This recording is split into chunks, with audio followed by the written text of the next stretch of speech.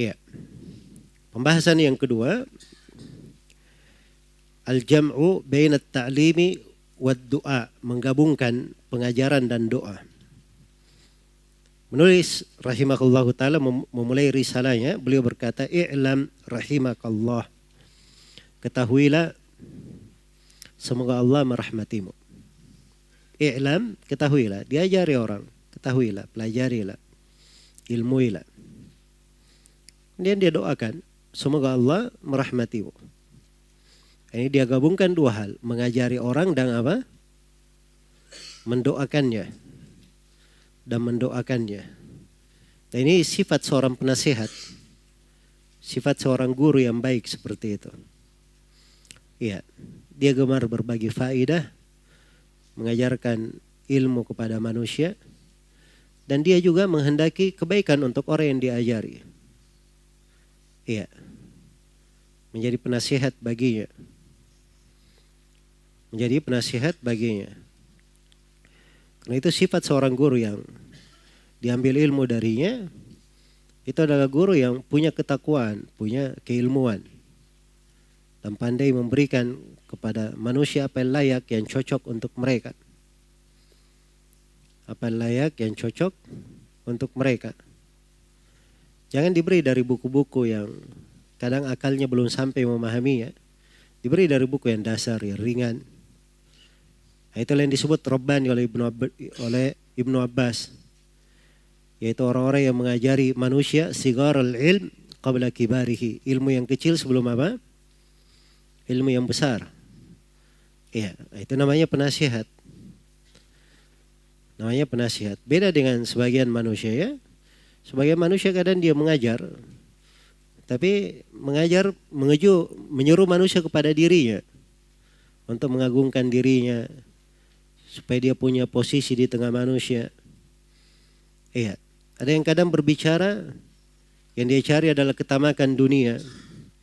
Dari harta, popularisme, dan seterusnya. Ya. Dan di antara manusia, ada yang mengajar tapi dia ajak orang kepada kebinasaan. Iya. Dia ajak kepada kebinasaan. Diberi dari ilmu-ilmu besar yang membuat orang itu bisa keliru di dalam memahaminya. Seperti para penuntut ilmu diajari buku-buku yang terkait dengan masalah pengafiran, ya, terkait dengan masalah pembahasan seputar takfir dan dhawabitnya, yang masuk di dalamnya pembahasan al-udhur bil jahal dan sebagainya. Ya, masuk dalam hal ini kalau menyibukkan orang di hal ini ciri orang yang tidak memiliki ilmu yang kuat dan bukan penasihat. Sebab kalau dia memiliki nasihat untuk manusia, maka penasihat itu ya seperti Syekh bin Baz rahimahullah, dibacakan di majelis beliau, dihadiri oleh orang-orang, bukan cuma penuntut ilmu saja. Dibacakan di majelis beliau, kalau saya nggak salah kitab At-Tis'iniyah atau Dar'ut Ta'arud Bainal Aqli wan Naql karya Syekhul Islam Ibnu Taimiyah. Dan ini buku bagus ya. Penjelasan bagaimana bahwa nas-nas Al-Quran dan Hadits itu tidak bertentangan dengan akal. Ya, baru sekitar 100 halaman dibaca bukunya, syekhnya menghentikan pelajarannya. Beliau katakan ini tidak cocok untuk keumuman orang-orang yang hadir di majelisnya. Iya, itu penasihat namanya. Bukan orang yang setiap apa yang dia tahu dia sampaikan. Dan seorang alim tidak seperti itu, dia beri kepada penuntut ilmu apa yang mencocokinya. Kadang dalam satu pembahasan banyak makna yang bisa diuraikan. Sebab ilmu itu luas. Cuman tidak seluruh makna itu cocok untuk orang-orang yang hadir. Diberikan hal yang mencocoki. Iya, dasar yang mencocoki. Ya, saya lihat ya ke banyak dari guru kita seperti itu metodenya. Syekh Shalal Fauzan ya, itu berpesan kepada saya. Beliau berkata, sampaikan kepada kawan-kawanmu, para ustadz di sana, dan sampaikan kepada murid-muridmu, jangan sibuk dengan masalah-masalah pengafiran, masalah udhur bil jahal. Itu bukan urusan mereka. Iya. Ini sifat seorang penasihat. Jelas ya? Jadi kalau dia menyibukkan manusia dengan hal ini, ya dianggap ini perkara bagus, dia bawakan ucapan alim ini, ucapan itu. Ini orang-orang nggak paham apa yang dia nukil, apa yang dia baca. Ujung-ujungnya kontradiksi ucapannya. Sebentar-sebentar dia kafirkan orang. Ya, apabila dia bawakan ucapan seorang syekh, misalnya Syekh Shalal Fauzan ini berpendapat tidak ada udzur dengan jahil di fatwa ini. Ada fatwa lain yang beliau memberi udzur. Ya. Nanti akan dia gambarkan kepada manusia bahwa syekhnya ini goncang, kontradiksi dalam apa? Dalam ucapannya. Nah, seperti itu orang-orang jahil. Ya, akhirnya keluar dari orang-orang jahil ini ucapan Ibnu Taimiyah itu pendapatnya goncang. Syekh Muhammad bin Abdul Wahab tidak tetap pendiriannya. Ini pengaruh semuanya. Iya. Ini repot ya. Nah itu kata seorang penyair, wa inna ana'an antufahhima jahilan fayaz'umu jahlan annahu minka afhamu. Ya, sungguhnya perkara yang rumit kamu memahamkan orang jahil. Sebab nanti dia menyangka bahwa dirinya lebih paham daripada kamu. Nah, itu orang jahil seperti itu. Dipahamkan tidak mau paham. Ya. Merasa bisa membaca sendiri, bisa melihat sendiri, apalagi dia cuma jago internet. Ya. Masukkan YouTube, tanya ke paman Google, begitu aja gayanya. Tidak pernah belajar ilmu-ilmu syariat. Memahami ucapan alim juga nggak paham. Nah, ini hal-hal yang seperti ini keluar dari jarul ilmu. Jangan ada yang masuk seperti ini untuk seorang penuntut ilmu. Iya. Diberi kepada manusia itu ilmu mencocoki sesuai dengan kondisinya.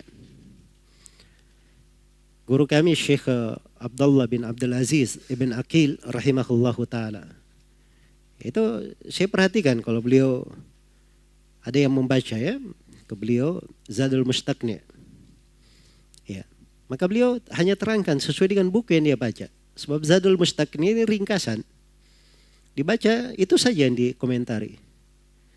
Nah, pernah saya hadir ada seorang syekh. Beliau membaca kitab Al-Kafi. Karya Ibnu Qudamah. Al-Kafi ini tingkatan ketiga. Tingkatan ketiga Al-Kafi. Jadi dia kumpulkan seluruh pendapat di dalam madhab. Maka syekh detail mengomentarinya. Enggak, di madhab begini, di madhab begini, di madhab begini. Beliau komentari agak detail. Dan saya pernah hadiri juga beliau mengajar kitab Hasyah Al-Radil Murbi'. Ya, Radil Murbi'nya ini tingkatan kedua ya. Cuman hasyahnya ini meluas hasyahnya. Bisa tingkatan keempat di pembahasan fikih. Iya. Hanya saja ketika beliau mengajarkan yang hadir itu orang-orang ada yang qadhi di mahkamah, ada yang dia kepala bidang apa, doktor dan seterusnya, maka beliau menjelaskannya itu meluas. Ya, sesuai dengan kapasitas orang yang hadir. Sesuai dengan kapasitas orang yang hadir. Ini namanya muallim, orang yang mengajarkan ilmu. Karena itu Ibnu Qudamah rahimahullah beliau menyusun buku fikih ada 4. Ya, yang pertama Umdatul Fiqh. Umdatul Fiqh ini kesimpulan fikih. Kesimpulannya saja, tidak disebut dalilnya. Terus ada buku di atasnya lagi Al-Muqni. Al-Muqni ini dibawakan kesimpulan fikih dalam madhab Imam Ahmad tapi dengan 2 riwayat atau 2 pendapat. Kalau ada riwayat yang kedua diterangkan, riwayat kedua begini. Di atasnya lagi ada Al-Kafi. Al-Kafi ini dibawakan seluruh riwayat dan wujuh ya, yang ada di dalam madhab. Ini Al-Kafi. Nah, buku yang keempat itu namanya Al-Mughni. Dibawakan seluruh riwayat dalam madhab sekaligus dimuqarana, dibandingkan dengan madhab yang lain. Dibandingkan dengan apa? Madhab yang lain. Nah, itu namanya ilmu, diberi ilmu seperti itu. Baik. Jadi tahapan dalam belajar seperti itu dalam fikih, ilmu hadits, apalagi dalam pembahasan akidah. Apalagi dalam pembahasan akidah. Jelas ya? Karena itu jangan tertipu dengan sebagian orang jahil di masa ini. Dia cuman baru baca kitab kemarin, dia sebut nama-nama buku. Seakan-akan orang-orang tidak ada yang pernah baca buku itu kecuali mereka saja. Ya. Padahal itu buku-buku sudah di kalangan para penuntut ilmu sudah biasa, orang sudah lama membacanya. Dia baru ketemu kemarin, seakan-akan baru dia sendiri yang memahami.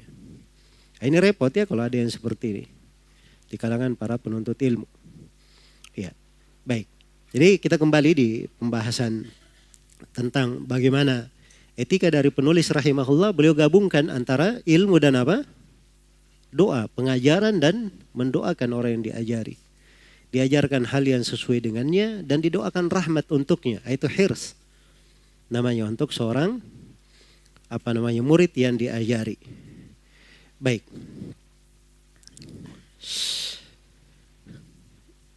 Selesai pembahasan yang kedua. Pembahasan yang ketiga, wujubu ta'allumi arba'i masail. Kewajiban mempelajari 4 masalah. Kata penulis rahimahullah, i'lam rahimakallah. Ketahuilah, semoga Allah merahmatimu. Annahu yajibu alaina. Ya, maksudnya supaya semoga Allah merahmatimu. Semoga Allah turunkan kepada engkau rahmatnya.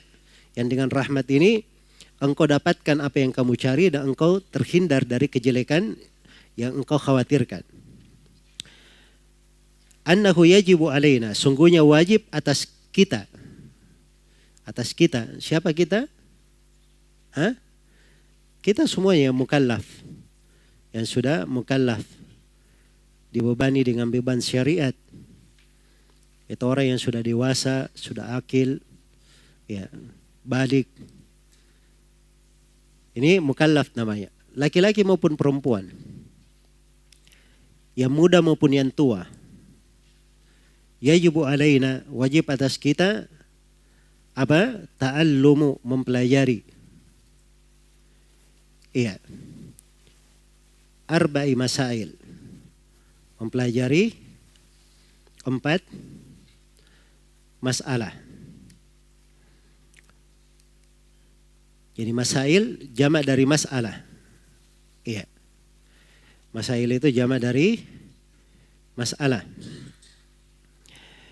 Jadi kita dikatakan di sini oleh penulis wajib mempelajari 4 masail, 4 masalah. Dan kewajiban di sini ini kembali kepada dalil yang akan disebutkan oleh penulis surah Wal-Asri. Ya. Karena disebutkan di dalam surah Al-Asri seluruh manusia dalam kerugian. Kecuali 4 ini, 4 masalah ini yang wajib dipelajari. Artinya wajib mempelajarinya. Sebab kalau dia tidak pelajari dia akan masuk dalam golongan yang apa? Golongan yang merugi. Iya.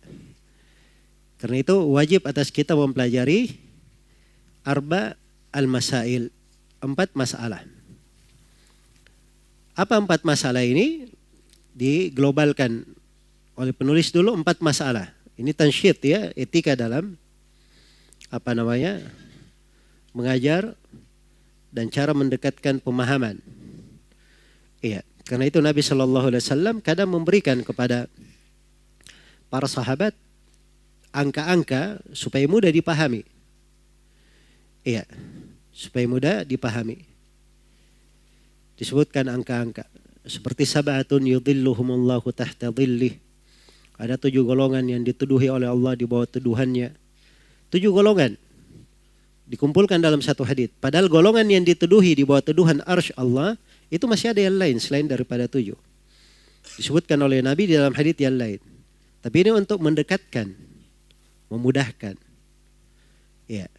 Sebut 7 supaya seorang terfokus. Ada 7 berarti dia akan hitung nanti jarinya. 1, 2, 3, 4, 5, 6, 7 kan begitu. Ya, ini etika di dalam apa? Di dalam mendekatkan ilmu. Salah satu metode dan cara di dalam mendekatkan ilmu. Dan seperti ini dalam hadits Nabi banyak. Banyak di dalam hadits Nabi sallallahu alaihi wasallam. Iya. Dan kalimat-kalimat yang dipakai oleh ahlul ilm, orang-orang yang berilmu, itu kelihatannya polesan dan warna ilmu padanya. Ya, sebab mereka terbiasa membaca Al-Quran, terbiasa membaca hadits-hadits. Karena itu dalam pembicaraannya juga warna Al-Quran dan hadits itu kelihatan. Warna Al-Quran dan hadits itu apa? Kelihatan. Karena itu seorang penulis itu terlihat. Seorang yang berbicara terlihat apa yang dia baca. Kalau dia kebiasaannya baca Al-Quran, baca hadits, nanti kelihatan bicaranya juga bersumber dari Al-Quran dan apa? Dari hadits. Tapi kalau bicaranya biasanya dia pakai ilmu filsafat, ilmu kalam, atau dia baca dari buku-buku aliran kelompok tertentu, itu ucapannya ke sana nanti. Ucapannya akan ke sana. Nah itu kata sebagian para ulama, ya, barang siapa yang bertahkim dengan Al-Quran dan Sunnah, nataqa bil hikmah, maka dia akan berucap dengan hikmah. Akan berucap dengan apa? Berucap dengan hikmah.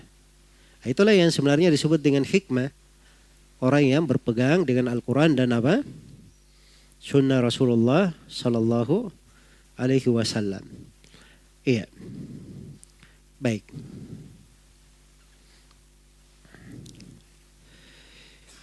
Jadi yang disebutkan oleh penulis di sini 4 kewajiban. Ini 4 kewajiban yang disebut di dalam surah apa? Surah Wal Asri. 4 masail yang wajib untuk dipelajari. Baik, bagaimana rinciannya? Ya. Kata beliau al-ula, yang pertama adalah al-ilm. Ini masalah yang pertama yang wajib dipelajari tentang ilmu. Iya. Tentang ilmu. Kemudian diterangkan apa itu ilmu, wa huwa ma'rifatullahi wa ma'rifatu nabiyhi wa ma'rifatu dinil islami bil adillah. Iya. Yang pertama adalah ilmu. Ilmu itu apa? Ada 3. Yang pertama ma'rifatullah, mengenal Allah. Yang kedua wa ma'rifatu nabiyhi, mengenal nabinya, itu Nabi Muhammad sallallahu alaihi wasallam. Yang ketiga ma'rifah dinil islami bil adillah, mengenal agama Islam berdasarkan apa? Dalil-dalilnya. Iya. Ini masalah yang pertama. Masalah yang kedua, wal amalu bihi, beramal dengannya. Maksudnya amalan dengan ilmu. Iya. Dan yang ketiga, wad da'watu ilaihi. Ats-tsalitsatu ad-da'watu ilaihi, berdakwah kepadanya, maksudnya mendakwakan ilmu. Dan yang keempat, was-sabru, ar-rabi'atu as-sabru 'alal adza fihi. Ya, sabar di atas rintangan dalam hal tersebut.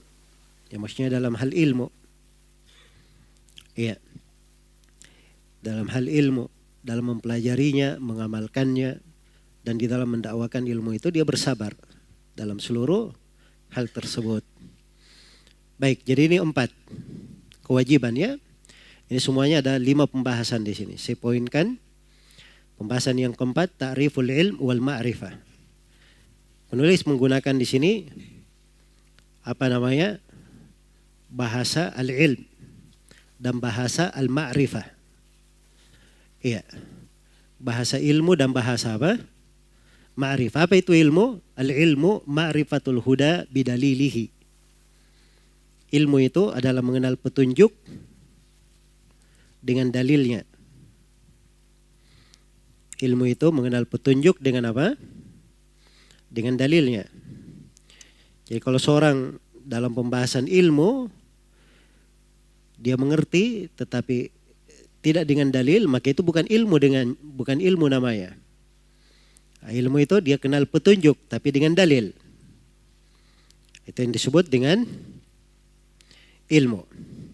Itu begitu definisi yang paling dekatnya ya, untuk mendekatkan. Baik. Ma'rifah, al-ma'rifah artinya adalah pengetahuan, mengilmui. Iya. Jadi dia berusaha memahami apa yang dengannya dia mengenal. Apa yang dengannya dia mengenal. Jadi kalau ma'rifatullah, bagaimana dia mengenal Allah. Ma'rifatun nabihi, bagaimana dia mengenal nabinya. Dan ma'rifat dinil Islam, bagaimana dia mengenal agama Islam dengan dalil-dalilnya. Iya, dan penulis di sini ketika menjelaskan tentang ilmu, beliau terangkan ilmu itu ada 3. Ma'rifatullah, mengenal Allah, terus mengenal nabinya, dan mengenal agama Islam dengan apa? Dengan dalil-dalilnya. Ya, sebab ilmu tidak keluar dari situ. Tidak keluar dari hal tersebut. Iya. Ilmu itu ada yang jadi ilmu secara syar'i, ilmu secara syar'i, iya, itu memiliki 2 sifat. Ilmu secara syar'i. Yang pertama, apa yang dicari darinya. Ya, hal yang terkait dari ilmu itu, dari mana diambilnya. Ini terkait dengan 3 hal. Ma'rifatu rabbihi, ma'rifatul abdi rabbahu, wa dinahu wa nabiyahu. Seorang hamba mengenal Rabbnya, agama dan nabinya. Iya. Baik. Ini yang biasa disebut dengan nama ilmu asy-syar'i. Disebut dengan nama ilmu apa? Asy-syara'. Dan yang kedua, ilmu secara syar'i itu ada yang sifatnya dicari padanya. Dicari padanya. Kalau tadi yang pertama dicari darinya, ini dicari padanya. Ya, padanya itu harus diketemukan, ada dalilnya. Iya. Beriringan, bergandengan dengan dalil. Beriringan dan bergandengan dengan dalil. Jadi itu yang disebut dengan ilmu. Ya. Yang disebut dengan ilmu. Dalil itu dipelajari. Ya, memang tidak mesti menghafal dalil ya. Karena tidak semua orang bisa menghafal. Tapi kalau dia ingin kenal kebenaran, dia pelajari petunjuk dan kebenaran itu dan dia dengarkan dalilnya. Dalilnya adalah ini. Dalilnya begini. Dia dengarkan. Walaupun dia tidak hafal, nggak ada masalah. Yang penting dia sudah memegang petunjuk dengan apa? Dengan dalil. Nah itu kalau sudah seperti itu, dia bukan orang ikut-ikutan lagi. Dia bukan orang yang ikut-ikutan lagi. Nah, inilah fungsinya kita belajar di sini ya. Pembahasan kitab ini. Ya, karena kalau misalnya ada yang ditanya, siapa Rob yang kamu ibadahi? Ya mungkin kalau sekarang ditanya, orang semuanya bisa menjawab, Allah yang saya ibadahi. Apa agamamu? Islam. Siapa nabimu? Nabi Muhammad. Kan gampang ya. Dari TK juga semua anak-anak sudah bisa baca. Kalau ditanya seperti itu. Iya. Tapi ternyata di alam kubur ada yang ditanya seperti itu. Dia berkata apa? Haha la adiri. Dia berkata haha saya tidak tahu. Di sebagian riwayat dia berkata sami'tun nasa yaquluna syai'an faqultuhu. Saya hanya mendengar manusia mengucapkan sesuatu, saya juga ikut-ikut mengucapkannya. Jadi ikut-ikutan itu tidak ada manfaatnya. Iya, dia dengar dengan dalil. Dengan dalil. Nah, inilah dipaparkan di buku ini. Pentingnya. Di mana seorang itu ketika dia mendengarkan tentang siapa Allah, dalilnya ini. Ya, dalilnya ini. Dia sebut apa agamanya? Agamanya Islam. Islam itu ada berapa tingkatan? Ada 3 tingkatan. Setiap tingkatan berapa rukun? Ada rukunnya begini dan begini. Apa dalilnya? Dia sebutkan. Pernah dia dengarkan dalilnya. Jelas ya? Tentang nabinya, Nabi Muhammad SAW. Siapa namanya? Iya. Kemudian di mana kota dilahirkannya, kemana dia berhijrah. Nah, ini semuanya dia kenal dengan dalil-dalil. Ya, ini baru orang yang mengenal namanya, punya ilmu. Bukan orang yang ikut-ikutan. Kalau orang ikut-ikutan kasih saja pengetahuan, tidak perlu tanya dalil. Nah, itu ikut-ikutan namanya. Jelas ya? Itu ikut-ikutan. Nah, ini pembahasan harus selalu ditakrir, didengarkan, dipelajari, diulangi agar supaya menjadi kaidah di dalam hati, membekas di dalam jiwa. Iya. Bayangkan ya, suatu yang kita akan lalui di alam kubur akan dipertanyakan di hari kiamat. kita tidak mengulanginya, ini repot namanya, kurang persiapan. Ya. Ya, kalau ada yang tiap hari dia baca Thalatsatul Usul, setelah keluar dari kajian ini, dia catat semua pembahasan, dia ulangi kajiannya, dia baca tiap hari. Ya, maka itu namanya orang yang punya persiapan. Itu buku bisa ya seperti itu. Seperti ini buku misalnya. Ini buku berapa halaman ini? Ini 64 halaman. Hah? Sudah ada 5 halaman pendahuluan, indeks dan sebagainya. Berarti 60, anggaplah 60 halaman. Kita dalam sepekan ada berapa hari? Hah? Ada 7 hari. Ya, enggak usah semuanya 7 hari. Kasih waktu libur 1 hari. Kita ambil 6 hari saja. 60 bagi 6, berapa halaman? 10. Baca aja setiap hari 10 halaman. Oh ya sudah. Hari besok dia baca 10 halaman lagi. Jadi dia muroja tiap apa? Tiap pekan. Dia ulangi. Nah, begitu caranya di dalam belajar. Dalam mengulangi. Ya, sebab ilmu itu 2 cara memasukkannya ke hati.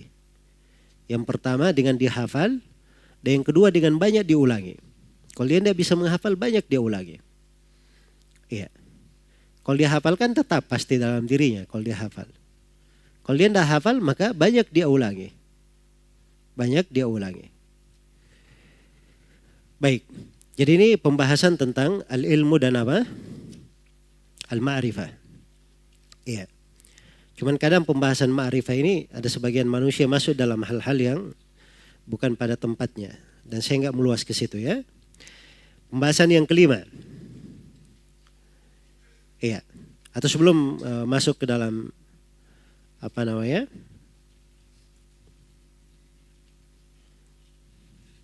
Atau boleh kita baca di pembahasan yang kelima. Kata penulis rahimahullah atau kata di sini katakan al-ilmul wajib ta'allumuhu. Ilmu yang wajib untuk dipelajari. Nah, ini apa itu ilmu yang wajib dipelajari? Nah, masalah yang pertama kan dikatakan oleh penulis al-ula al-ilm. Masalah yang wajib dipelajari adalah ilmu. Nah, sekarang apa itu ilmu yang wajib untuk dipelajari? Kadar kewajibannya itu kayak bagaimana? Hah? Nah, ini yang harus didetailkan di sini. Supaya kita tahu kewajiban kita itu apa. Jelas ya? Apa ilmu yang wajib dipelajari? Ada 3 disebut oleh penulis. Ma'rifatullahi wa ma'rifatu nabihi wa ma'rifatu dinil islami bil adillah. Mengenal Allah, mengenal nabinya, Nabi Muhammad sallallahu alaihi wasallam, dan yang ketiga mengenal agama Islam dengan apa? Dengan dalil-dalilnya. Iya. Dengan dalil-dalilnya. Iya. Jadi ini 3 jenis ilmu yang wajib untuk dipelajari. Yang wajib untuk dipelajari. Baik. Bagaimana kadarnya? Kewajiban mengenal Allah, kewajiban mengenal Nabi, dan mengenal agama Islam dengan dalilnya. Ini yang akan dirinci oleh penulis di mana? Al-Usulul Tsalatsa yang akan kita bahas nanti. Bermula dari halaman 16. Di situ mulai pembahasannya. Ya, dan di situ kita akan detailkan nanti yang mana yang wajib untuk dipelajari. Ya, kadar kewajibannya itu yang mana? Tapi di sini saya bisa globalkan. Iya. Saya bisa globalkan tentang apa namanya? Ilmu yang wajib itu kayak bagaimana. Jadi syariat ini ketika kita berbicara tentang ilmu syar'i, ada bentuk dari syariat yang dikenal secara global. Ya, disebut dengan nama ma'rifah ijmaliyah.